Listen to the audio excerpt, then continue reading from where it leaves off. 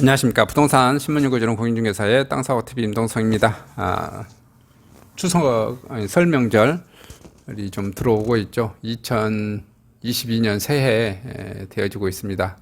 호랑이 기운으로 좋은 행운과 복들이 많이 들어오시길 바라겠습니다.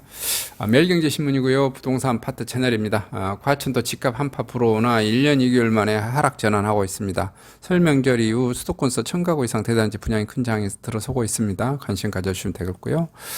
그 다음에 김대현 화방그룹 기획총괄 사장 미래성장 DNA 강화하겠다고 하고 있네요. 그 다음에 고양 창릉 하남 교산 상계 신도시 블루칩이 어디인가 관련된 소식이 있고요. 그 다음에 한국경제신문의 부동산 파트입니다. 요거 오늘 가장 자세히 한번 설명해 보도록 해보겠습니다. 금호동 재개발 21구역 1183가구 분양하고요. 서울 매매지수 30개월 만에 최저라는 소식이 있네요. 집값 하락에도 저만권 단지가 꿋꿋하게 좋다.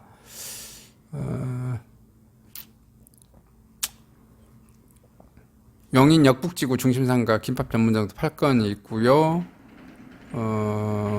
경부고속도로 양재-IC에서 화성 32km 구간을 지하로 뚫는다고 하네요. 그 다음에 집값 상승률 2.3% 수준에서 보합시에 유지할 것이라 합니다. 설 이후의 부동산 전망입니다.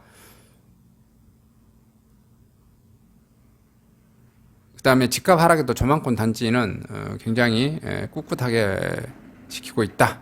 이런 소식이고요. 자, 봐보겠습니다. 전문가 5위 집값 대선 이후 다시 오르겠지만 전문가 5인이 전망입니다.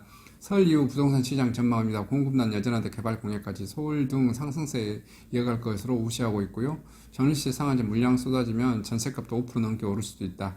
정부의 대출 규제와 기준금리 인상 여파로 주택시장 관망세가 짙어지고 있고요. 집을 사겠다는 사람보다는 팔겠다는 사람이 더 많아지면서 지방은 물론 수도권에서도 아파트값 조정이 본격화되는 분위기입니다. 한국부동산원에 따르면 이달 넷째 주 서울 아파트값은 전주보다 0.01% 내려 1년 8개월 만에 하락 전환했고요. 하지만 한국경제신문이 28일 부동산 전문가 5명을 대상으로 이번 설 이후 부동산 시장 전망을 조사한 결과 서울을 중심으로 다시 집값이 오를 수 있다는 의견이 우세합니다. 공급 부족이 여전한 상황에서 대선 3월과 지방선거 6월 과정에서 나온 개발 공약이 집값을 자극할 수 있다는 분석입니다. 다만 주택 매수 시점을 묻는 질문에 가능한 한 빨리라는 의견과 조급해하면 안 된다는 신중론이 엇갈렸고요. 설문에 참여한 5명 중 3명은 설 이후 주택 매매가격이 다시 오름세를 탈 것으로 내다봤습니다. 만성적인 공급 부족, 전세시장 불안 등 지난해 집값 상승을 일으켰던 시장 환경이 올해도 크게 달라지지 않는다는 이유에서입니다. 당분간 관망세를 유지하겠다는 대선 이후 집값 상승 압력이 커질 것이라는 응답도 한 명이 있었습니다. 다만 올해 상승률은 작년보다 3%를 주로 밑돌 것이라는 예측이 대부분이었고요. 이은영 대한건설정책연구원 최근연구는 서울 아파트 가격이 10% 이상 오를 것으로 봤고요. 이 연구는 서울 진입을 원하는 대기수는 여전히 풍부한데 공급은 턱없이 부족한 상황이라며 작년과 같은 급등은 없겠지만 여전히 큰 폭으로 오를 것이다. 2020년 7월 30일 계약정신 청구권 등을 남은 새 임대차 보호법이 시행된 지 2년이 되는 하반기에 전세값이 크게 올라 매매시장을 자극할 것이라는 관측도 있고요.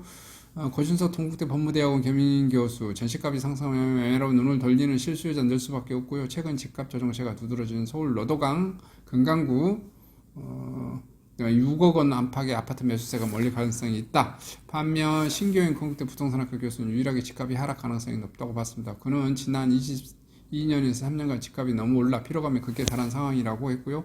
대다수 전문가는 최근 하향 안전시에 뚜렷한 전세값도 설 이후 매매가격 상승률이 오를 것으로 전망했고요. 5명 중 3명이 5% 이상 상승할 것으로 봤고요.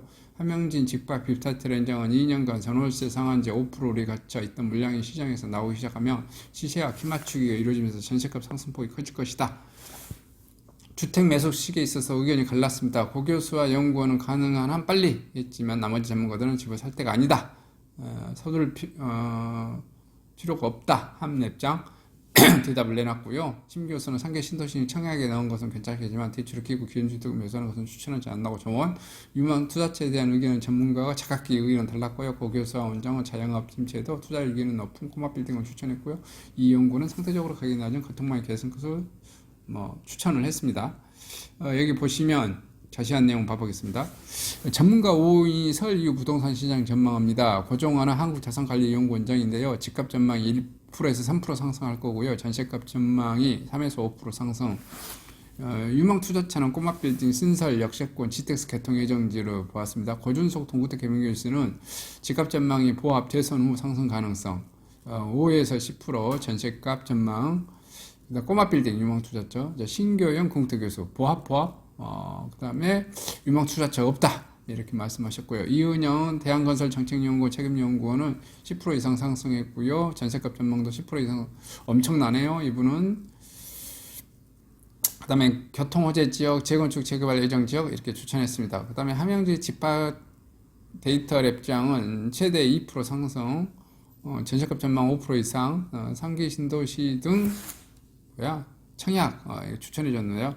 저는 개인적으로 보시면 요 부분 있잖아요. 동호택 개명에서 대선 이후에 집값이 조금씩 꿈틀대지 않을까. 저 여기에 왜냐하면 모든 사람들이 지금 뭐냐면은 이재명이가 당선되나 윤석열이가 되나 여기 보면은 좌파적 성향의 정권을 다시 재집권하나 그다음에 우파적 성향의 정권이 창출되어지면 경제 정책이라든지 이런 게 전반적으로 법률 관계가 뒤바뀔 거란 말이에요.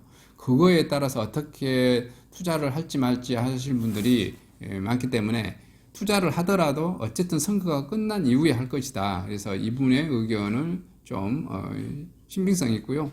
그다음에 이제 전셋값은 이게 뭐 이제 언제로 그렇게 1년치를 놓고 보면은 전셋값은 저도 5%에서 10% 이렇게 오를 수 있을 것이라고 봅니다. 평균치 데이터로.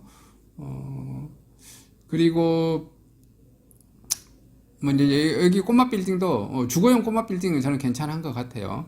다가구 주택 같은 경우 월세 빼먹고 그다음에 아파트도 좋고요. 그다음에 아파트 매매 가격도 5%에서 10% 이상 저는 오를 것 같습니다. 여전히 서울은 그냥 오른다에 그냥 한 표입니다. 오른다에 저 같은 경우는 왜 그러냐면 주택 공급량이 너무 적어요. 그리고 뭐 이자보다도 훨씬 그것이 많이 커버하지 않을까 이렇게만 판단을 합니다. 이상 그리고 뭐 이제 분양 아파트는 뭐 하셔도 되겠고요. 또 분양으로 나온 거 초피 주고 사셔도 되고요. 어쨌든 뭐 그런 것이 가장 뭐 저렴하지 않을까. 그리고 뭐 돈 있으신 분은 그냥 기존 주택 매수하셔도 됩니다. 내가 이자 대출을 커버하실 수 능력 되시면 집값은 계속해서 오릅니다.